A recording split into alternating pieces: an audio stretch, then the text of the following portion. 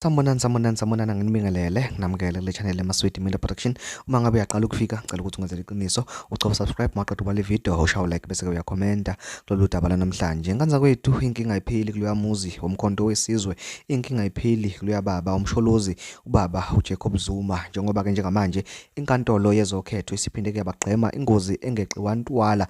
Omakhelwane ke bayajabula uma ke kunjena indaba ke ayipheli kuleli yaqembu. Njengamanje ke udaba ngize ngaloke njengamanje luthi ke inkantolo ke yezokhetho ithi ke ubaba umsholozi akavumelekile okanye iyamnqabela ukuba ke abe umengameli, iyamkhipha kulabo abangaba sohlwini lalabo abazoya ke enkantolo, iyamkhipha ekubeni ke abe umengameli. Noma ngathiwa ke umkhonto wesizwe uyalwina ukhetho, kodwa ubaba umsholozi angeke aze abe khona enkantolo futhi angeke aze alibuse ilalapha ke eMzansi Afrika. Ngazizathi siphina ngesizathu ke lesi sasikade ke sikhishwe khona ekuqaleni njalo umkhonto wesizwe aphinde ke basiphikisa, baphinde ke futhi ke basibhekisisa ke abezokhetho base bephuma naso ke izizathu sokuthi umsholozi akavumelekile ukuthi ke aye enkantolo ngenxa yokuthi ke unecala wagwetshwa ke iminyaka okanye angithi wagwetshwa izinyanga eziyishumi nambili. Engicabanga ukuthi ke sonke siyalazi ke icala lakhe lokuthi ke agcine aze agwetshwe ke ngaleyo ndlela. Njengamanje ke bathi ke umsholozi